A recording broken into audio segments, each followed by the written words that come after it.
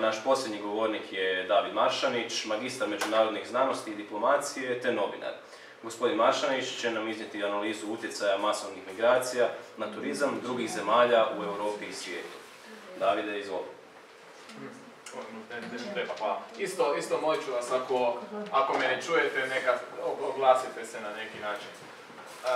Evo, ja zahvaljujem se na pozivu i zahvaljujem se vama svima što ste došli u ovom broju, jer je ovo izrazito važna tema. Mislim da ste toga svi i svjesni. Ono o čemu ću ja govoriti će se možda činiti očito većini ovdje, ali mi jesmo sada u takvoj situaciji u kojoj moramo ponavljati naizgled očite stvari. Jer u suprotnom mi ćemo se utopiti u moru dezinformacija koje nam plasiraju pripadnici, ajmo to tako nazvati, naše društvene elite. Ono što prva i osnovna stvar je da je sigurnost glavni i najjači faktor u odabiru određene destinacije, turističke. To je faktor koji nadjačava sve druge faktore.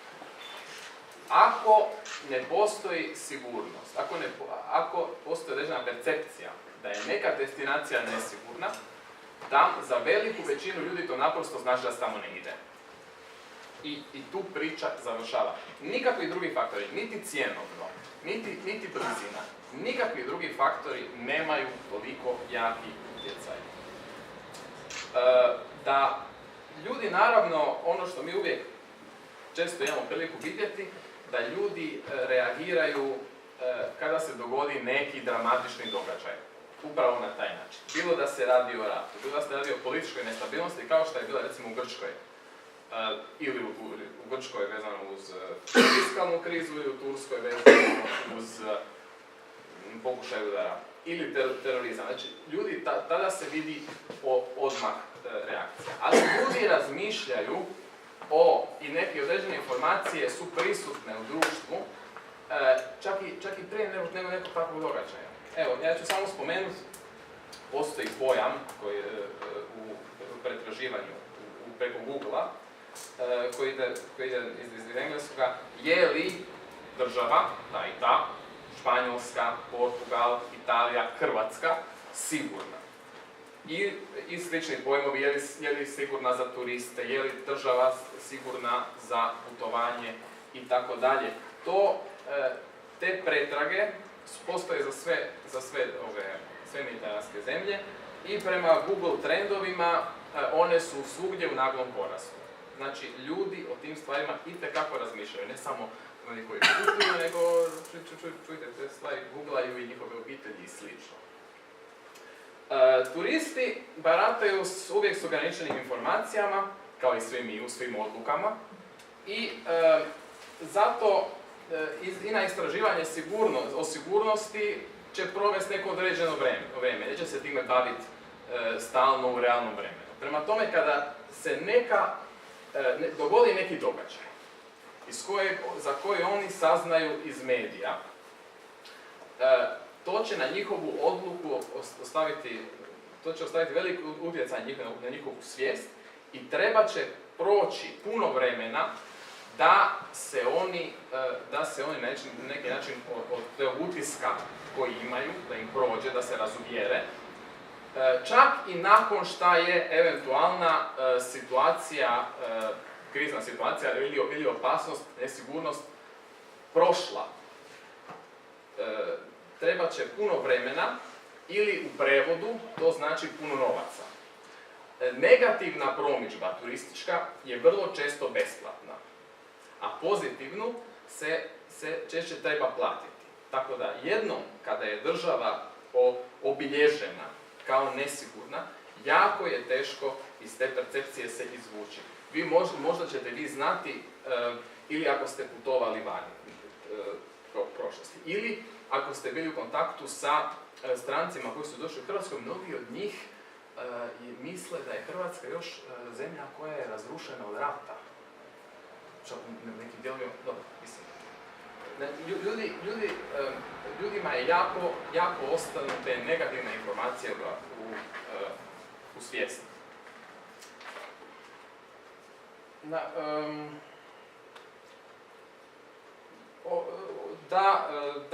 Da sigurnost utječe izrazito na, znači na percepcija neka sigurnosti općenita utječe na turizam. Ja ću vam samo pokazati jedan primjer da u 2017. u Republiku Hrvatskoj je došlo oko otprilike 3 milijuna njemačkih turista, a to je više nego što je došlo u Egipat, Maroko, Maltu, Cipar i Tunis zajedno. To su izrazito velike zemlje, po nekih je ponuda i povoljnija i ne radi se samo o nekakvoj blizini destinacije, jer je u Grčkoj, na primjer, došlo 4 milijuna, znači za milijun više, a u Španjolsku i Danska koja je dalje dosta 12 milijuna.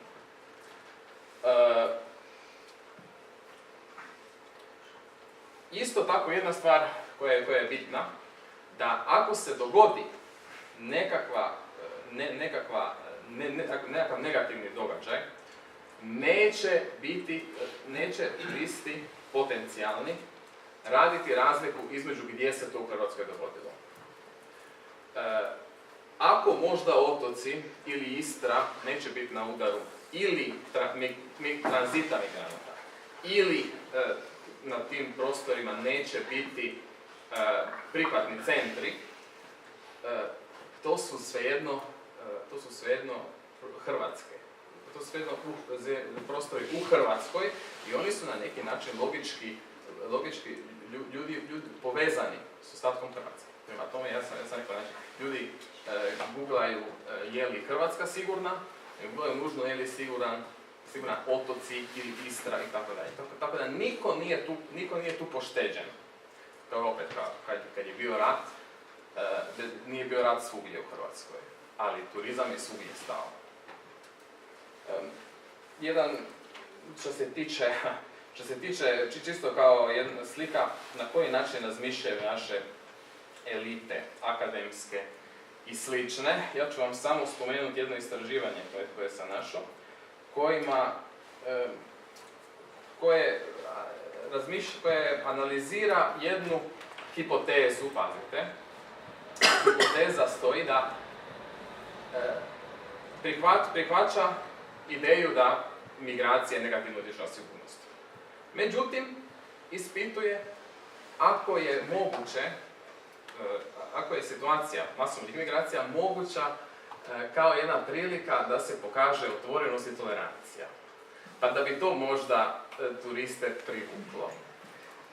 Naravno, čak i po tom istraživanju, zamislite, u trenutku kada je sigurnost upitna, otvorenost i tolerancija više nikoga ne zna. Znači, kao da je istina, ona jedna stvar koja bi valjda trebala biti očita, da je sigurnost jedna od onih primarnih i najosnovnijih stvari kojega se ljudi privatno, a i društvo općenito bi trebalo brinuti. Osim, znači, na kraju krajeva, ono što je vrlo važno, da ovo nije problem samo za turizam. Vi većina znate da za podatak da je udio deviznog prihoda u turizmu, zapravo od turizma, jednak 20% BDP-a.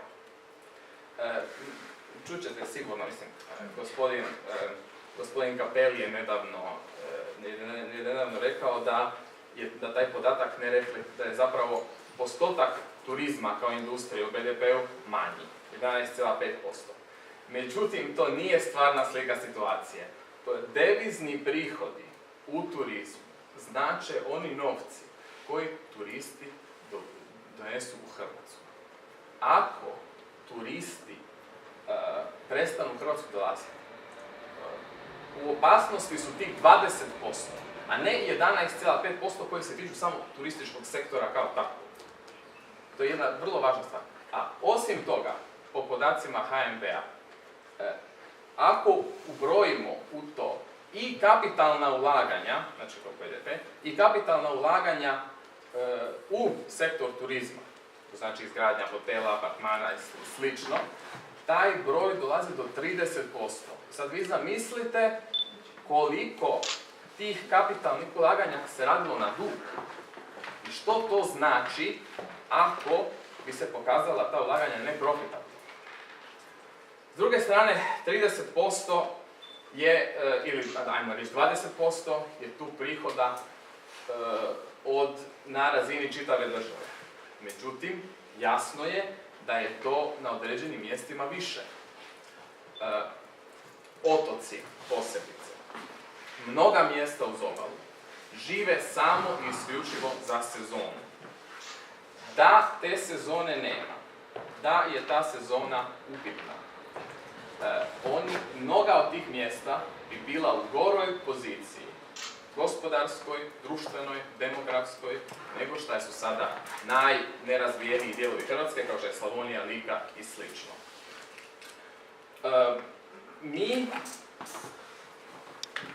Ovo je vrlo važna tema, rekao sam, zato jer mi kao društvo, kao država ne možemo priuštiti. U trenutku kada turistički sektor postaje upitan, događa se fiskalna nestabilnost, fiskalna kriza, kasnije i politička kriza. A opet, sama politička kriza je, događa se jedan, kako bih to rekao, jedan negativni feedback u kojem je opet turizam upitan. U doba interneta nemoguće je skrivati nekakve podatke. Nemoguće je nadati se da ako o nečemu ne pričamo, da će to prestati postojati. Vi ste ovdje svi unatoč jednom udruženom pothvatu medija i slično. Znači, informacije do ljudi dolaze. Ljudi, ako ih nešto zanima, do tih informacija će moći doći. A osnovna istina, tako kako je gospodin Sunić rekao, profesor Sunić, je da gdje dođe do masovne emigracije, masovnog naseljavanja stanovništva iz trećeg svijeta, tamo se dogodi šteta gospodarstvu, šteta kvaliteti života i povećava se nesigurnost. Mi možemo imati različite svoje teorije zašto je to tako, međutim, to je jedna činjenica i na to mi uz najbolje želje nismo mogli utjecati. Znači, iz ove situacije biti će posljedice i već postoje. Bilo političke, zbog rasta različitih stranaka koje zapravo reagiraju na to, ali i gospodarske. I njih se ne može izbjeći. Ono što mi možemo napraviti je zapravo na neki način, ovo o čemu sam bio pričao, negativnu promidžbu, zapravo besplatnu promidžbu se može iskoristiti. Postoji pozitivna besplatna promidžba i negativna. Ja ću da vam dati samo primjer Mađarske, koja je zbog ovoga ili onog razloga, koja je zbog njezine politike, zbog jednog vrlo čvrstog stava,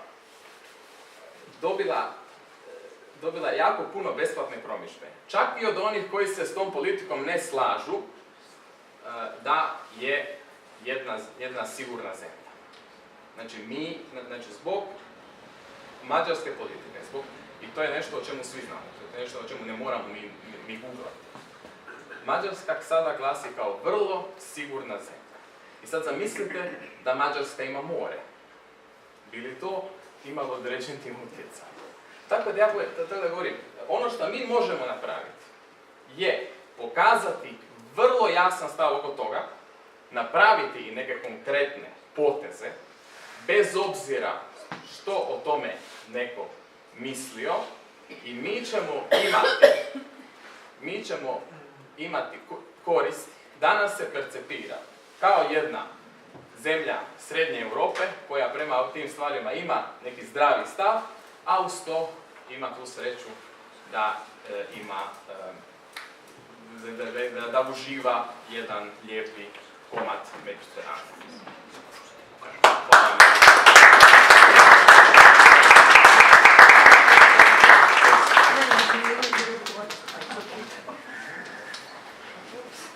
Evo, dakle, Davide, hvala ti. Ovime smo završili vrlo opsežna izlaganja naših večerašnjih govornika.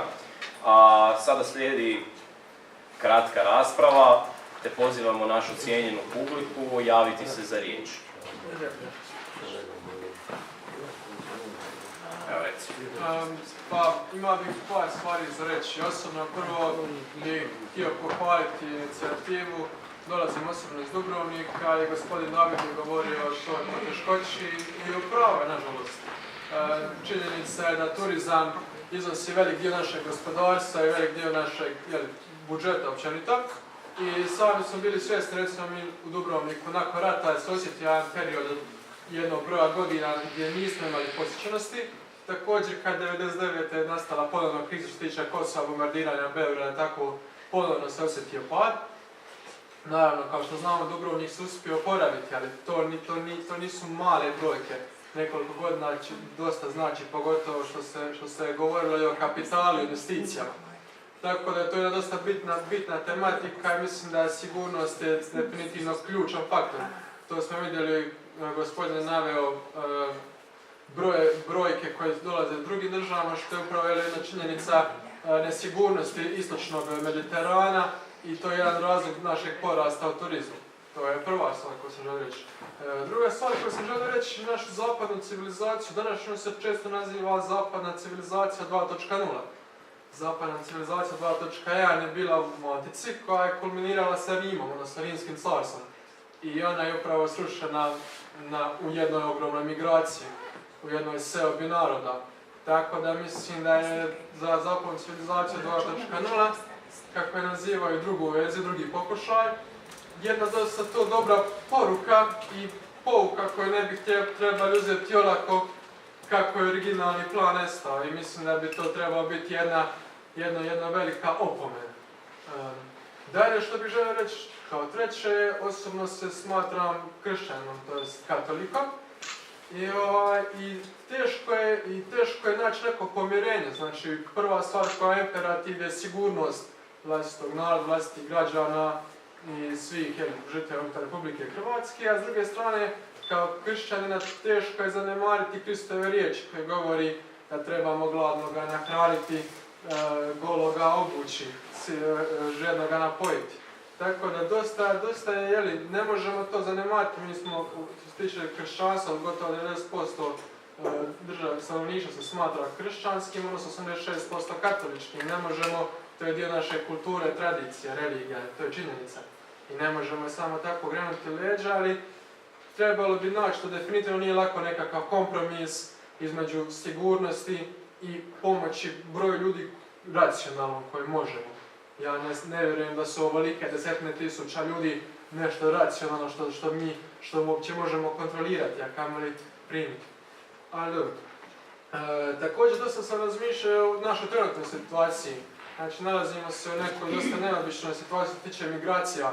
Mi smo istovremeno država koja posljednjih godina ima po brojkama koje nalazimo u medijima do 100.000 ljudi koje napuštaju Republiku Hrvatsku, dok s druge strane imamo 100.000 ljudi koji dolaze u Republiku Hrvatsku. Ne prolazi, slažem se, upravo sam, znači prolazi. I sad je već dosta pitanje mene kao samoga, koji se prvi ne bi osjećao sigurno u takvoj situaciji, pitanje da li ih, znači, kako možemo opravdati što naši ljudi odlaze, a branimo strancima što ne prolaze. Prvi razlog je naravno pravo. Student sam pravnog fakulteta u Zagrebu i to je, znači, legalnost, jedna činjenica što definitivno ne smijemo uzeti olako što ti ljudi tu ulaze ilegalno. Ali moramo i dalje biti svjesni da pravo ne mora nužno imati veze sa moralom i etičnošću. Tako da to što oni dolaze ilegalno ne mora značiti da im mi ne bi bili nužni pomoć. Ali ono što je, mislim, razlika našeg stanovništva, recimo koji odlazi u Irsku ili Njemačku, iako vjerujem da i oni gore imaju problema s kojima se sreću da i oni uzimaju nekome posao i nekome uzimaju budućnost, ali mislim da je glavna razlika je što smo ipak, što kao što profesor navodi, pripadamo to nekom europskom krugu, kršćanskom, i da se puno lakše asimiliramo. Recimo, ne mogu znati, nisam se upoznao sa istraživanjima o postotku asimilacije arapskog, odnosno afričkog, pogotovo recimo i islamskog kulturnog kruga, kakav je njihov jedan princip asimiliranja. Tako da, to je jedno bitno pitanje. Ta multikulturalnost, ta suživot što se spominje, to je dosta bitno i to ne bi definitivno smjeli shvatiti. Jednako i dvije konkretne situacije koje sam imao, pomenuli ste Vrgorac, završen sam inače iz Vrgorca, ali nisam imao razgovore s njima, to je već o njezinoj obitelji koja živi kod Opuze na Metkoviću i slično, gdje su mi rekli da su imali dosta velik broj izbjeglica koje prolaze i rekli su da nisu imali nikakvih velikih negativnosti, nekakvog nasilja. Govore da su imali, recimo, često su bile te kađe bicikla koje bi oni uzeli, koristili i onda bi ih ostavili sa strane negdje kad više ne bi mogli koristiti. Naravno da bi donekle trebali imati odgovornost ljudima pomoći, jer ne žele zlo, ali definitivno ne možemo dopustiti da nepoznati ljudi prolaze kraj naših kuća po noći i tako, to definitivno nije jedno stanje koje se smijemo, ali ne govorim da želimo se dovesti. Tako da to je jedna situacija i profesor spominje rasu. Mislim, žao mi je što je danas takva situacija, ali dosta društava na zapadu se riječi poput spol, rod i rasa više ne spominju. Te stvari su biološke činjenice. Ona stvar koja se ne bi smjela spominjati da imamo nekakve negativne, nazovimo ih, predrasude prema određenom čovjeku bez obzira na njegovu rasu, koja je činjenica na tome. Osobno putovao sam u Veneciji, kao što je gospodin David rekao, naravno svi ćemo provjeriti na internetu je li Venecija sigurna. Venecija relativno je sigurna, evo imao sam situaciju kada sam stigao na kolodvor Mestre u 4:30 ujutro da je bilo više desetaka Afrikanaca u sata i 30 ujutro. Naravno, ja nemam ništa osobno loše prema Afrikancima, prema toj rasi, ali koje god skupine ljudi, vidite, bez obzira na njihovu dob, spol, rasu, koja se nalazi na nekom mjestu u te sate kada uopće nema prometa, sigurno se ne osjećate sigurno. Tako da, s tim bih želio završiti i hvala vam na pozornost.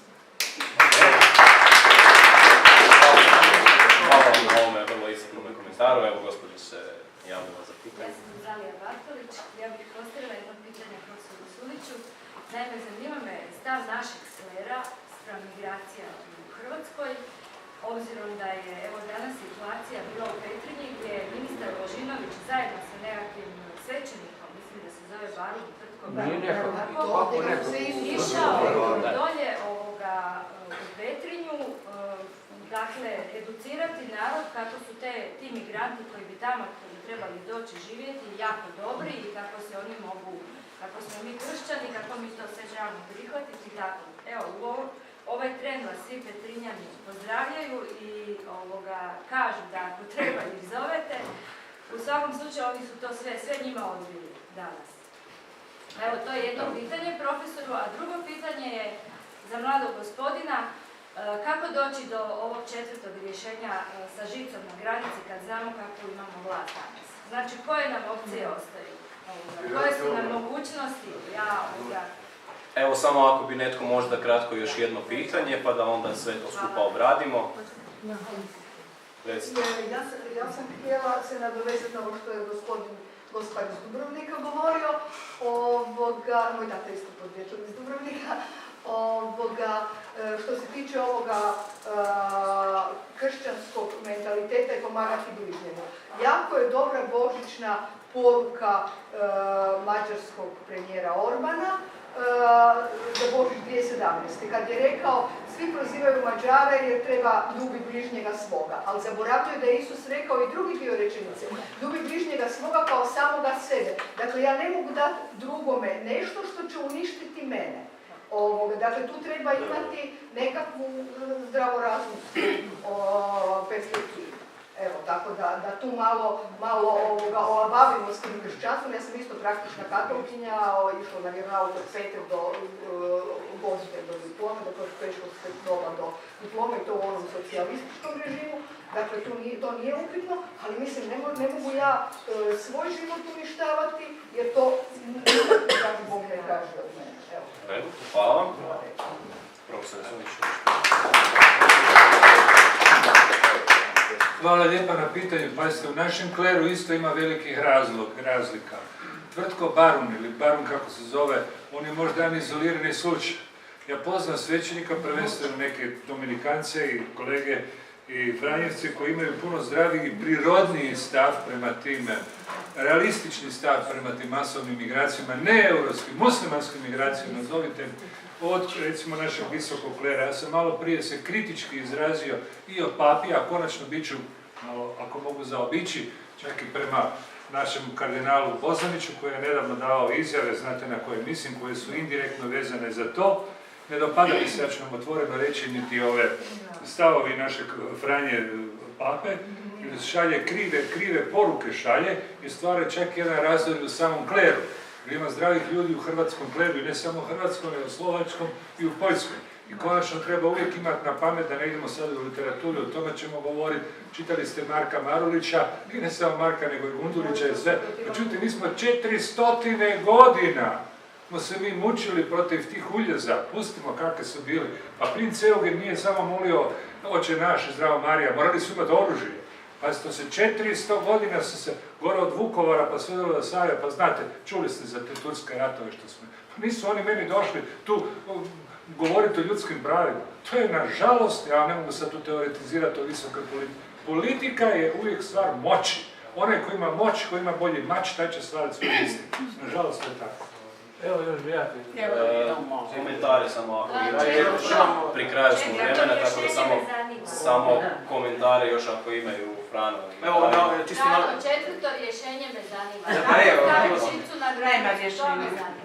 Pa ovako, ne mislim da je to toliko nemoguće, jer... Možda samo malo. Dakle, ne mislim da je to toliko nemoguće.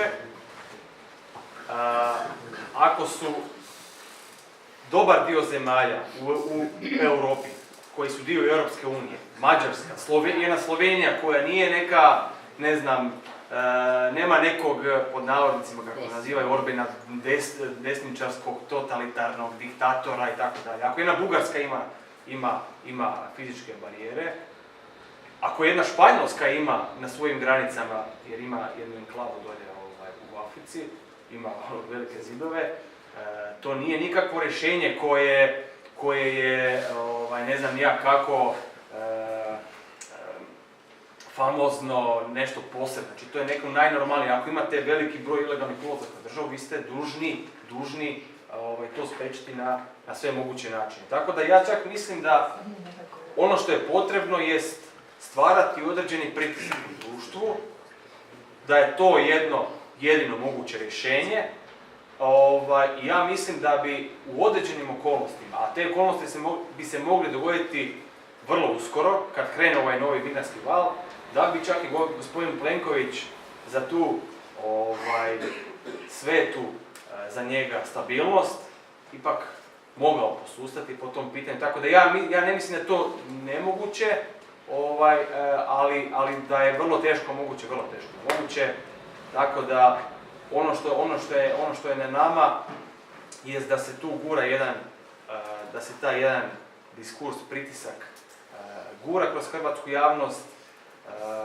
Moram reći, imao sam prilike razgovarati tamo na granici, hrvatska policija radi posao najbolje što može, možda i više nego što, barem dobar dio te policije, ima i naravno i korumpiranih ljudi koji surađuju sa krijumčarima, međutim, pa i od samih migranata, kada sam bio u Velikoj Kladuši, sam čuo jako negativne riječi za hrvatsku policiju, što je naravno iz naše pozicije nije negativno.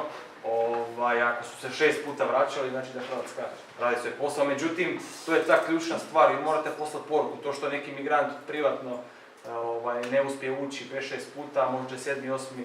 8.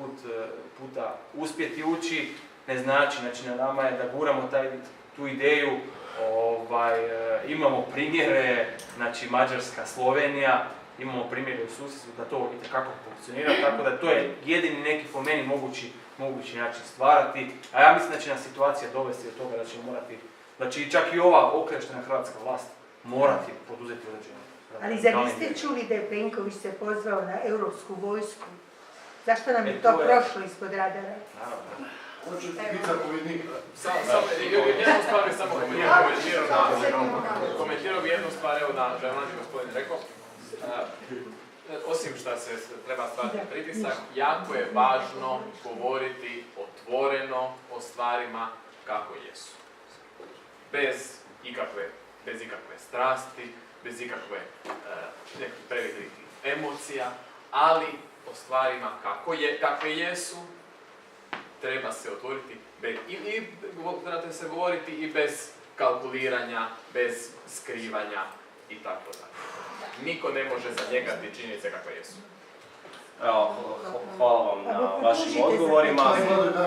Imamo prostor do kada ga imamo, nažalost, dakle, sada moramo završiti. Kratka obavijest za koju me je zamolio profesor Sunić. Gostovati će na jednoj tribini sljedeći tjedan, utorak 26.2. u 19 sati u hrvatskom slovu ispod Nacionalne sveučilišne knjižnice, na tribini pod naslovom Kulturni pesimizam u hrvatskoj i svjetskoj književnosti. Evo sada možete još kratko se porazgovarati sa govornicima i hvala vam što ste došli.